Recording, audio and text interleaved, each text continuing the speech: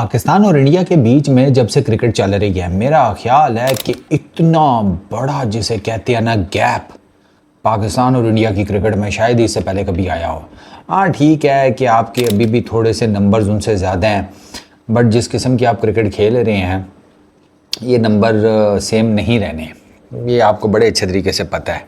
मिला मलू के कितना 10-15 का फ़र्क रह गया होगा, कितना हो गया होगा भाई। उनका स्किल सेट, उनकी डेवलपमेंट प्रोग्राम्स, उनका क्वालिटी ऑफ क्रिकेट, उनका स्ट्रक्चर, उनका सेटअप, जो वो गेम अवेयरनेस उनकी, उनके टैक्टिक्स, गेम प्लानिंग, कोई ऐसी चीज़ है टैलेंट भी, कोई ऐसी चीज़ है मतलब जिसमें आप उनके साथ मैच कर रहे हो, एक भी नहीं है। उसकी मैं आपको एग्जांपल देता हूँ। मसलन सारा पाकिस्तान शाहीन को कह रहा था बाउंसर मारी अभिषेक को, बाउंसर मारी। अब शाहीन को ये भी पता होना चाहिए था कि अगर सारा पाकिस्तान मुझे बोल रहा है कि भाई अभिषेक को बाउंसर मारी, तो ये बात अभिषेक ने नहीं सुनी होगी, ये बात इंडिया की टीम को नहीं पता होगी। Shaheen Afridi the moment ball deliver करने लगा था, अभिषेक शर्मा भाई साहब आप जाकर चेक कर लें, अपना फुल टाइम स्टांस खोल के खड़ा था, उसे पता था बाउंसर मारेगा। अच्छा, बाउंसर मारना इस कंधे पे था, ठीक है, शाहीन शाह अफरीदी ने उसको बाउंसर मारा है इधर के, भाई तो इस कंधे पे मार ले, ठीक है, इस कंधे पे या ये जो एरिया है इसको टारगेट कर लो, या कौन सा बाउंसर है यार, फिर छक्का ही पड़ना था। फिर उसके बाद वो गाली भी पड़ गई, ये एक अलग हैरान कुन बात है मेरे लिए। मतलब यार वसीम, वकार, शुएब और कौन है, इमरान खान, आकिब जावेद भी, पीछे जितने भी हमारे फास्ट बॉलर्स रहे हैं उनके अगेंस्ट दुनिया के बड़े बड़े हिटर्स ने क्या, जयसूर्या, गिलक्रिस्ट, पॉन्टिंग, संगाकारा, सचिन तेंदुलकर, वीरेंद्र सहवाग और जितने बड़े बड़े नाम हैं, ये मैं पहली दफ़ा देख रहा हूँ कि भाई साहब वो हमारे बॉलर्स छक्के भी खा रहे हैं, चौके भी खा रहे हैं, उतू गाला भी खा रहे हैं। ये कोई नई एक आध चीज़ मैंने नोटिस की है। मतलब यार ये तो ये तो हैरान कर देने वाली बात थी भाई। अच्छा, आप उनसे एक और चीज़ में आपको मैंने एक टेक्निकल चीज़ बताता हूँ। दुबई के अंदर ना ह्यूमिड, अब आप हर कोई कहता है आज गेंद स्विंग नहीं हो रही थी, आज गेंद सीम नहीं हो रही थी, स्विंग नहीं हो रही थी, क्यों नहीं हो रही थी ये नहीं किसी ने सोचा। कोई एक्स क्रिकेटर्स कोई बताए भाई क्यों नहीं हो रही थी। ह्यूमिडिटी नहीं थी, इसलिए दुबई में जितनी ज़्यादा ह्यूमिडिटी पड़ती है उतना गेंद स्विंग करता है। ह्यूमिडिटी नहीं थी, गेंद नहीं स्विंग किया, ना बुमराह का किया ना आप लोगों का किया। पिछले मैच में ह्यूमिडिटी थी, बुमराह ने स्विंग की, फिर गेंद ठीक ठाक। आज आपने कंपैरेटिवली बुमराह को अच्छा खेल दिया। अच्छा, इसी के साथ एक फैक्टर जो कि दुबई में पिछली गेम में भी चेंज नहीं हुआ था, इस गेम में भी चेंज नहीं था, वो फैक्टर दुबई में आपके जहन में आपको रखना पड़ता है, और वो फैक्टर आपने मतलब इन अ वे कि वो आपने उसमें श्रीलंका और उसके मैच में भी देखा कि दुबई में ना जब गेंद थोड़ा सॉफ्ट हो जाता है ना, पहली इनिंग दूसरी इनिंग में जब थोड़ा सॉफ्ट हो जाता है तो उसे हिट करना मुश्किल हो जाता है। सूर्य कुमार यादव की हिट देख लें, बाकी जो संजू सैमसन को हिट करने में प्रॉब्लम हो रही थी, तिलक को भी थोड़ी सी हुई, ये सारा कुछ इस वजह से गेंद सॉफ्ट हो गई थी। अब ऐसी सिचुएशन में स्पेशली अगर आप चेज़ कर रहे हैं, बॉलिंग पावर प्ले बहुत मैटर करता है। टीम्स जो हैं उनका ये होता है कि जब तक गेंद थोड़ी सख्त है, हार्डनेस उसकी बरकरार है, हिट करने जाओ, मारो, मैक्सिमम फ़ायदा उठा लो। क्या हम इस चीज़ के लिए तैयार थे? हमें तो पता भी नहीं होगा, तैयारी तो बहुत दूर की बात है। टीम इंडिया तैयार थी, उनकी बैटिंग ही बताती वो तैयार थी, इसी वजह से वो आते साथ ही ऑल गन्स ब्लेजिंग किए हैं, इस रीज़न की वजह से। क्योंकि उनको था कि जब बॉल हो जाएगा ना थोड़ा सॉफ्ट, मारना मुश्किल हो जाएगा, और वो हमने देखा भी, हमारी इनिंग में भी हुआ था। लेकिन हमारे पास चूंकि उसका कोई एंटीडोट नहीं था, क्योंकि हमें समझ ही नहीं थी कि ये क्या हुआ अचानक से।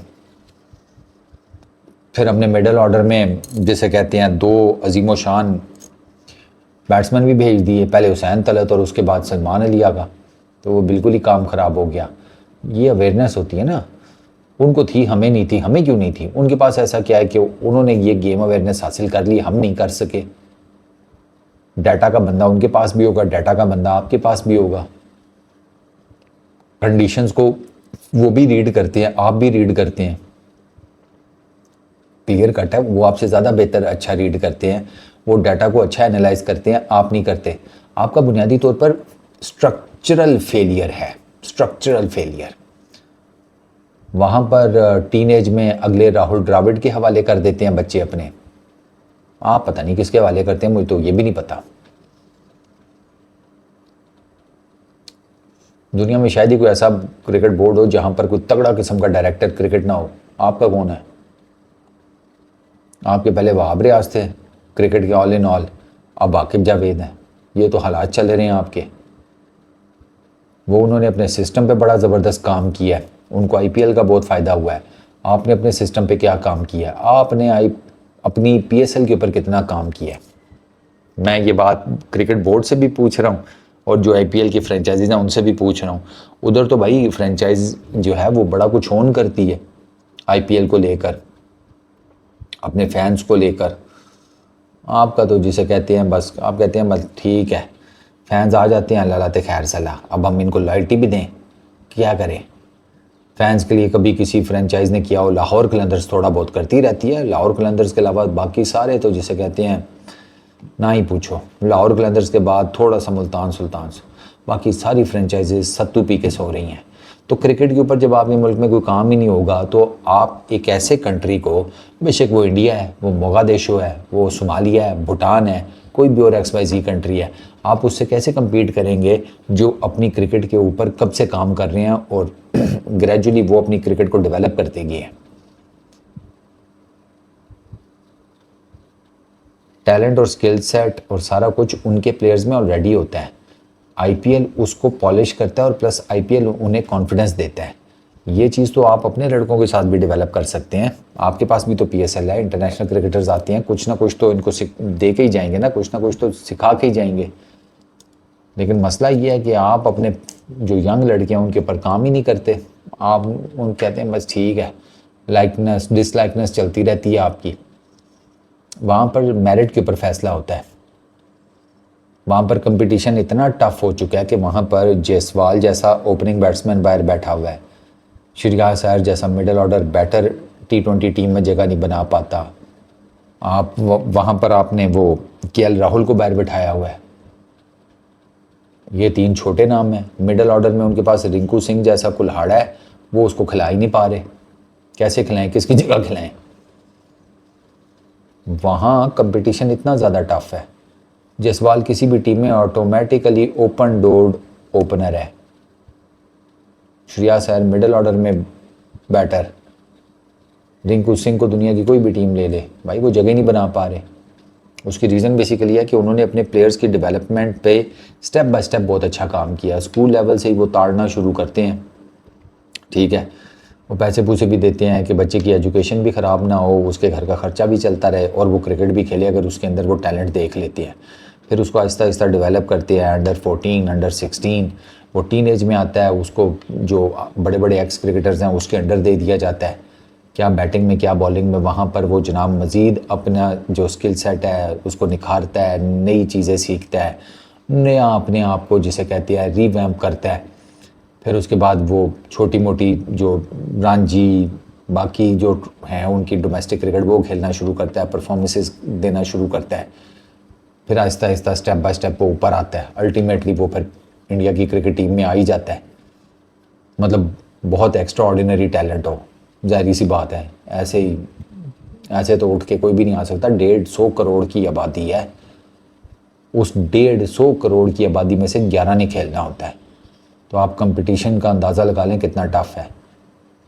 लेकिन चूँकि स्टेप बाय स्टेप काम किया होता है तो जो लड़का उन 11 का पार्ट बनता है वो वर्ल्ड चैम्पियन होता है, बेहतरीन क्रिकेट खेल रहा होता है। हमारी तरफ कोई सेटअप नहीं है, अपने बलबूते पे लड़के सामने आते हैं, अपने बलबूते पे ही कुछ सीख सूख लें तो ठीक है, वरना इसी सिस्टम की नज़र हो जाते हैं। पता नहीं कहीं कितने टैलेंट होंगे जिनका हमें पता भी नहीं लगा होगा, ये सिस्टम उनको खा गया होगा। ये वो सिस्टम है जिसमें सईद अजमल 30-32 साल की उम्र में यार डेब्यू करता है अपना, तो पीछे क्या रह गया। और वो डेब्यू भी किन हालात में करता है वो सईद अजमल खुद बताते हैं। उनको बताया गया एक ही मैच है, इसमें कुछ कर गए तो ठीक है वरना बाहर हो।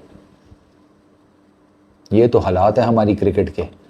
फिर हमारे क्रिकेट बोर्ड का जो चेयरमैन बनता है बंदा, वो कैसे बनता है, स्टेबिलिटी नहीं है। पिछले 3-4 सालों में 3-4 चेयरमैन चेंज हो चुके हैं, सिलेक्शन कमेटी पता नहीं 5-7 दफ़ा चेंज हो चुकी है, चीफ सेलेक्टर्स 5-7 चेंज हो चुके हैं, वो 4-5 तो हम कोचेस चेंज कर चुके हैं, हेड कोचेस, कप्तान 4-5 चेंज कर चुके हैं। मतलब इतना जब रैपिड चेंज होगा स्टेबिलिटी कैसे आएगी।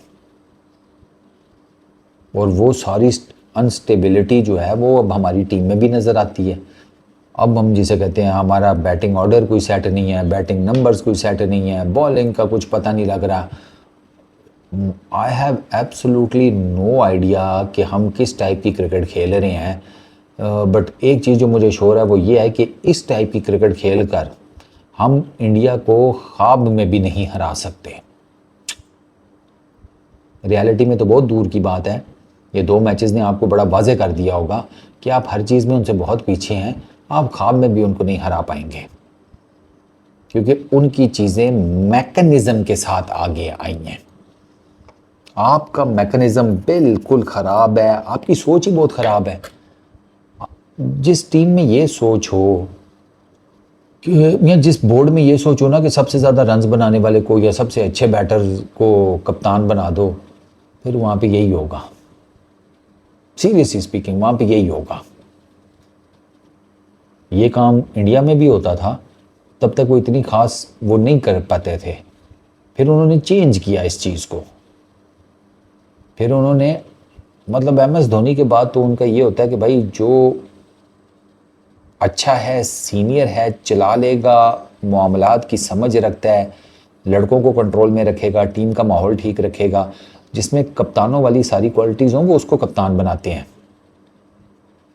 वरना सूर्य कुमार यादव आपको T20 इंटरनेशनल टीम का कप्तान कैसे, हार्दिक पांड्या को होना चाहिए टेक्निकली, नहीं है वो।